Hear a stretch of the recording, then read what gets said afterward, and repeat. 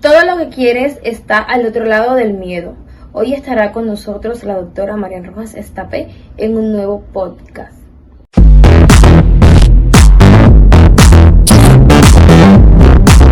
Gracias por recibirme hoy aquí. Pues mira, a mí siempre me ha gustado el mundo solidario. Desde muy pequeña, una cosa inculcada por mis padres, pues todos los veranos o siempre que tenía un ratito libre, pues iba a ayudar a gente que lo necesitaba.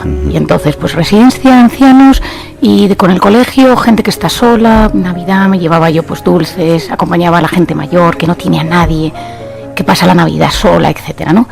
Y he ido a diferentes lugares en diferentes circunstancias. Y al terminar segundo de carrera, pues dije, yo quiero hacer algo distinto, me quiero ir al extranjero, busqué por Guatemala, Honduras, tal, y un día una amiga me dijo, oye Marian, hay un proyecto en el Bronx muy interesante, que ¿por qué no te apuntas? Me enteré de lo que era y el caso es que era una escuela dentro del Bronx que daba clases a niños, a niñas, niñas sobre todo, cuyos padres estaban en circunstancias terribles, ¿no? Pues en la cárcel, drogadictos, situación marginal. El Bronx, te estoy hablando hace 20 años. O sea, quiero decir, ahora, gracias a Dios, las cosas han mejorado, pero hace 20 años era bastante complejo. Yo tenía 20, sí, yo creo que yo tenía también 20 años, era menor de 21, lo recuerdo porque no podía entrar en los bares y en las discotecas, o sea, sé que era menor de 21.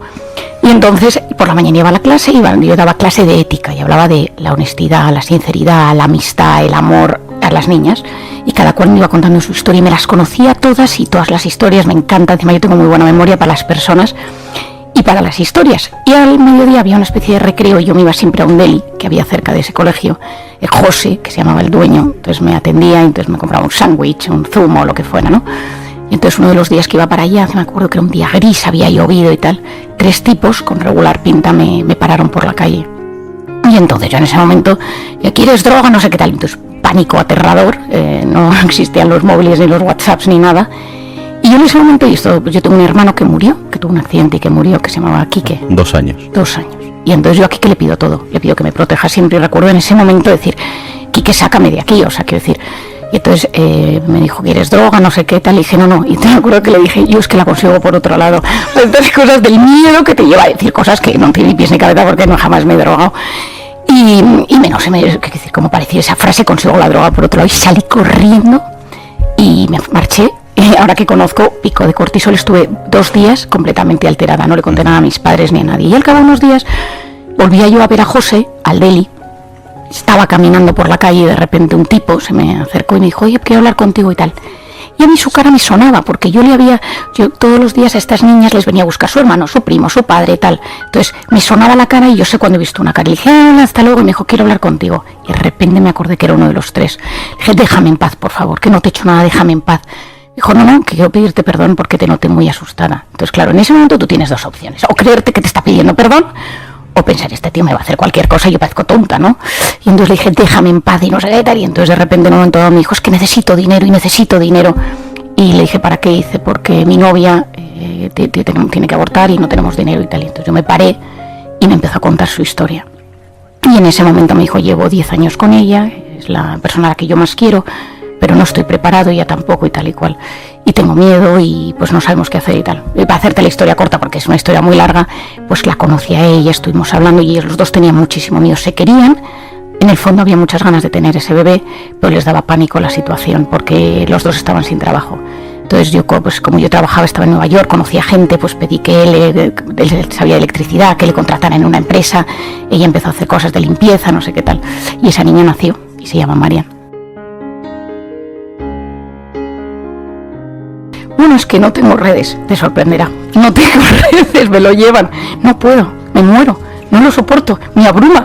Y ten en cuenta que mi día consiste en estar en el 1 a 1 en consulta con mis pacientes. O sea, yo me paso el 80% de mi tiempo profesional dedicado a los pacientes, en el 1 a 1, en el trauma, en la herida, en el bullying, en la depresión. Entonces, yo no estoy en eso, o sea, y una vez a la semana pues doy alguna charla, alguna conferencia, pues tengo mi ratito en COPE, grabo mi podcast una vez cada 15 días, pero mi vida es bastante tranquila, o sea, mi día a día es bastante tranquilo, entonces lo vivo bastante ajeno. O sea, cuando alguien de repente me ve, ayer por la mañana, ¿no? Una una señora me paró por la calle, era de Guatemala, iba con unos niños llevándoles a la guardería y me dijo, me ayudó mucho lo que explicó del cerebro del hombre, de no sé qué, me hace mucha ilusión, pero lo vivo como ajeno. Alberto, es curioso, o sea, no vivo la fiebre del like, no lo sigo, me moriría, y prefiero tener mucho los pies en la tierra. Creo que tengo tanta conciencia de donde no quiero estar y de cómo no quiero que me afecte, que lucho mucho por la normalidad, la rutina. O sea, valoro mucho eso que en el libro llamo rutinas vitamínicas, la rutina, el orden.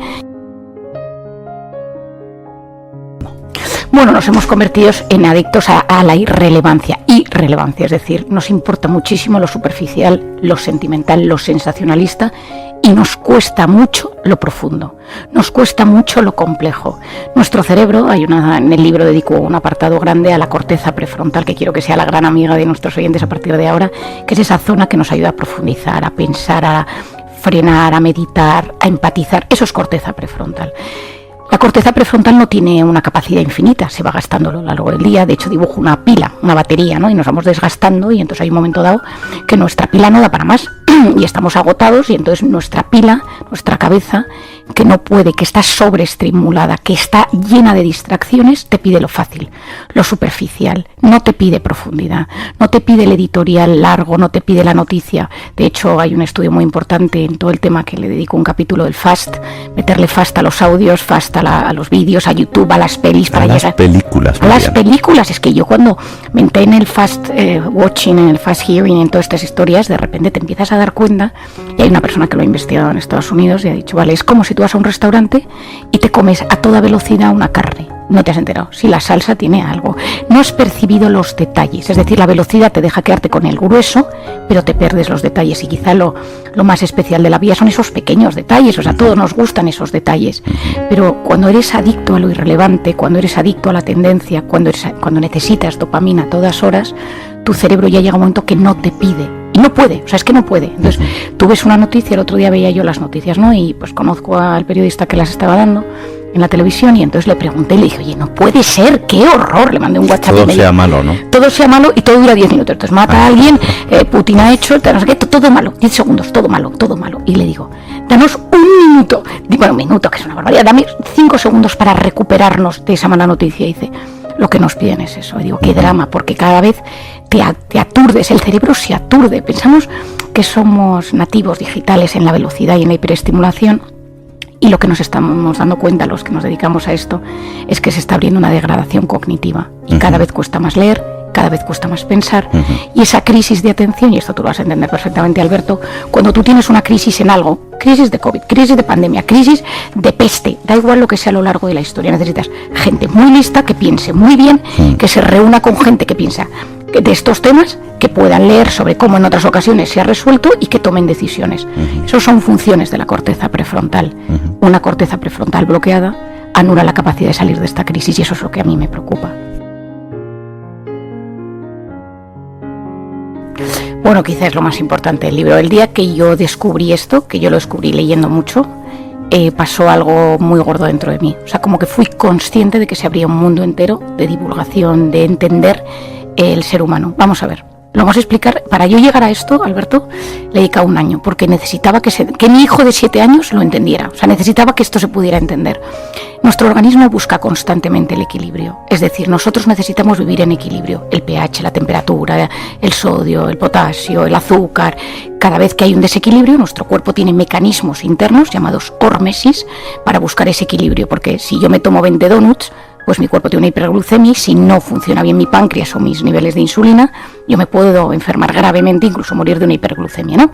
Dependiendo de si es diabético, etcétera. Es decir, mi cuerpo constantemente busca ese equilibrio. Bueno, pues la dopamina, que es la sustancia del libro, igual que el primer libro fue el cortisol, el segundo fue la oxitocina, aquí tenemos a nuestra dopamina.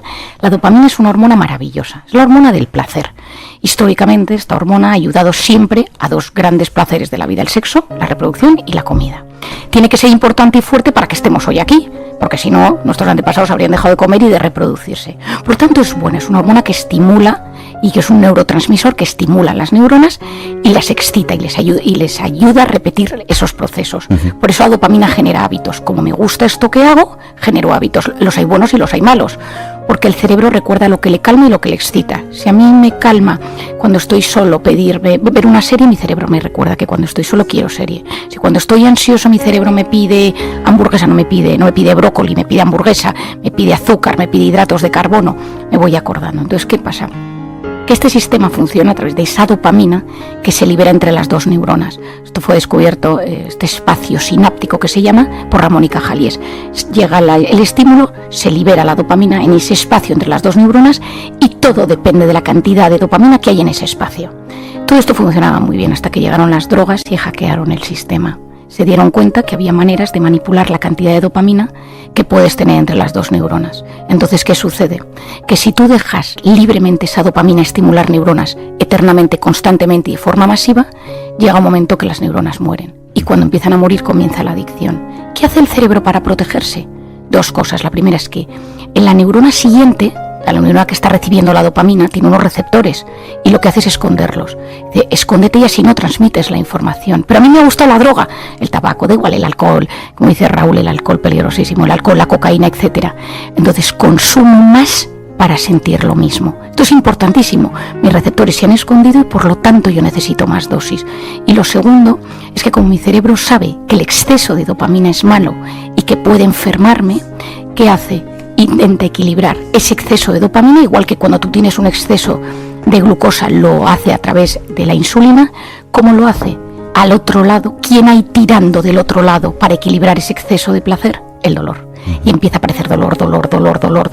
Y entonces hay un momento que yo ya no consumo porque quiero placer, sino porque necesito evitar el dolor, que puede ser el síntoma de abstinencia, el craving o simplemente el dolor. Y consecuencia directa, todo me duele. Todo me molesta, todo me irrita, soy frágil.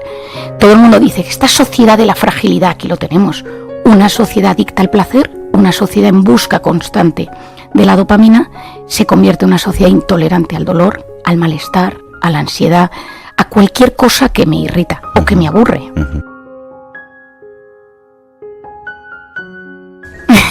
Bueno, totalmente, este lema comprender es aliviar, de hecho fue mi web, cuando yo tenía mi blog, con 22, 23 años, se llamaba Comprender es aliviar, porque yo era consciente de que si la gente que iba a terapia, lo único que hacía era tomar pastillas, y nadie le explicaba realmente por qué le pasaba lo que le pasaba, esa persona no iba a mejorar.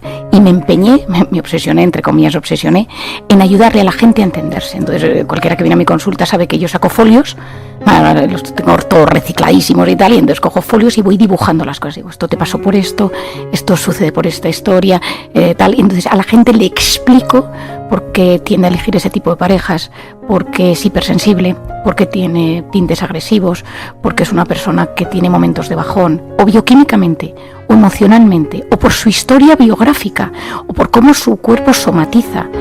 No hay nada que nos angustie más que de repente se nos duerma la mano y pensemos que tenemos una enfermedad terminal, ¿no? Si yo te digo que eso puede ser por ansiedad, porque llevas estrés, porque el cortisol, porque el sistema simpático, porque el sistema nervioso, dices, eso me pasa a mí.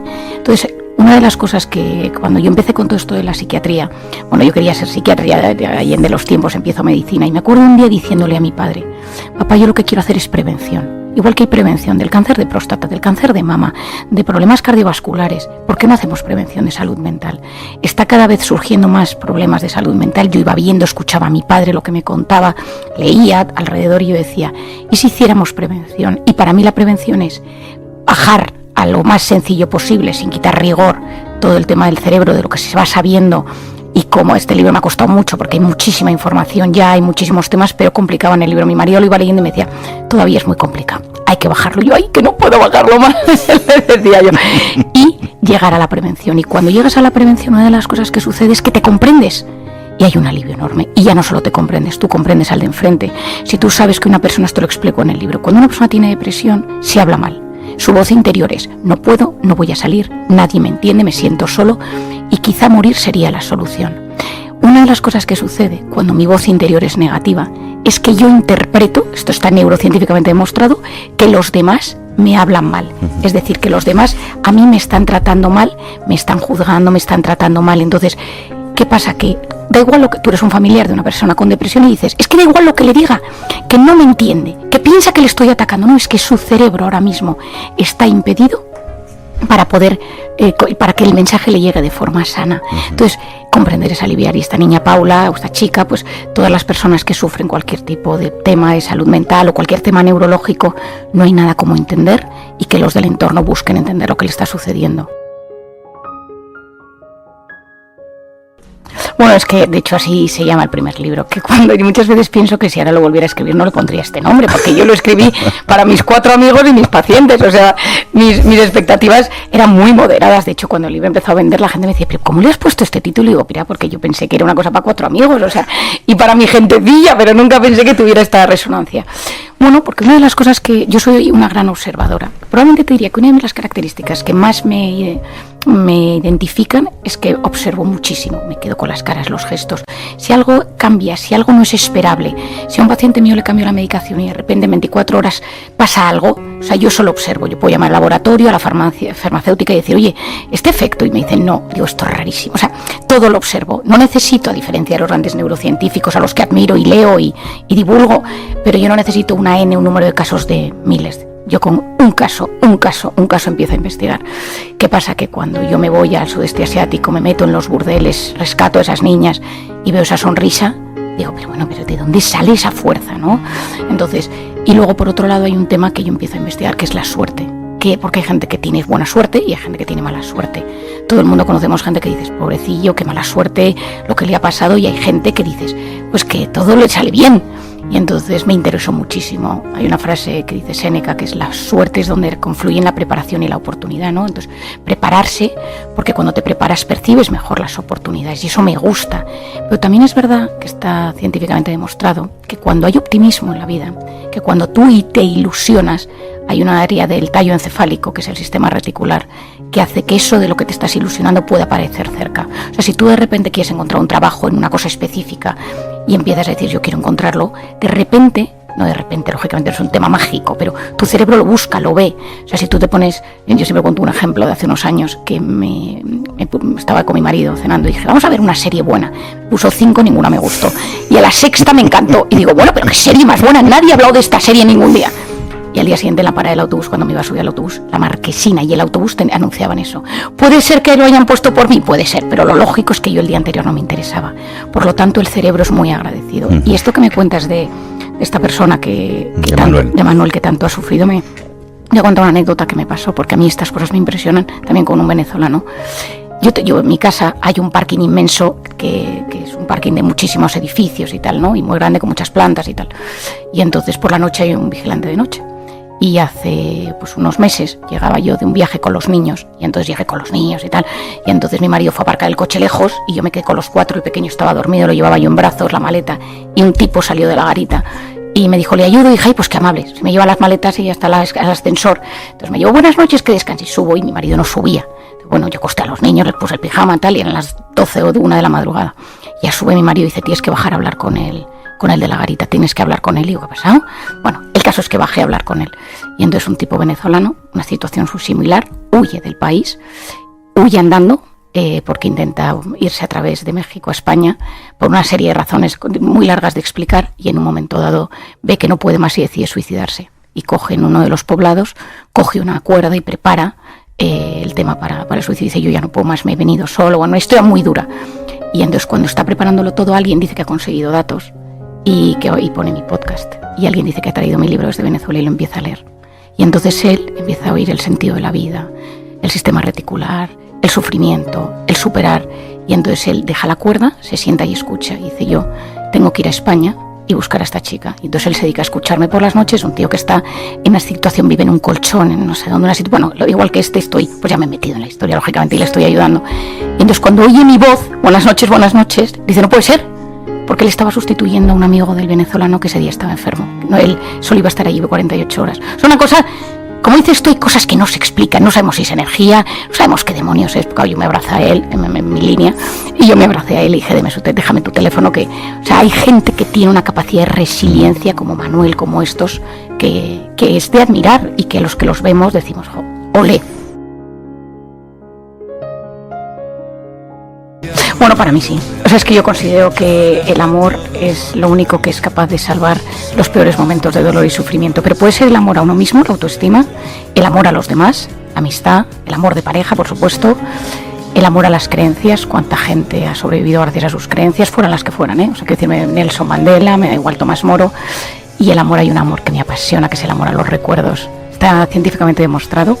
El premio Nobel de Medicina Susumu Tonewaka, que descubrió los anticuerpos, ahora se dedica a estudiar los recuerdos. He descubierto que recordar activa las mismas sensaciones que cuando pasó, y a veces incluso más. Entonces ese recuerdo de cuando, mi padre esto lo hace mucho, cuando va alguna vez con amigos, estamos en consulta y alguien está mal en pareja, le dice, ¿cómo os conocisteis? ¿Qué sentiste? ¿No? Y entonces la persona empieza a contar, y entonces yo siempre decía, ¿por qué haces eso? Y dice, no sé, algo pasa. Pues ahora ya sabemos que cuando uno revive, uno ama esos recuerdos y los vuelve a pasar. Recordar es volver a traer al corazón cosas bonitas, ¿no? Y entonces que recordemos, que no tengamos miedo de esos recuerdos que inundan el alma.